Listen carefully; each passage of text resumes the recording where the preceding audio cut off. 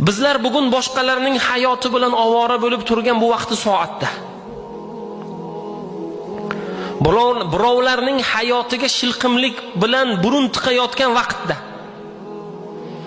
internet tarmoqlarida har xil narsalar bilan ovora bo'lib turgan bu vaqtda, o'zimizni oilamizdan xabar olish u yoqda tursin, boshqalarning oilasi bilan mashg'ul bo'lib turgan vaqtda, xonadonlaringizda azonni kim aytyapti? O'zi aytilinadimi azon xonadonlarimizda? Kim oxirgi marta xonadonida azon aytdi? Bugun, kecha, 1-2 kunlikda. Kim? Maşallah. Bu ham bo'lsa, oramizdan bir necha kishi.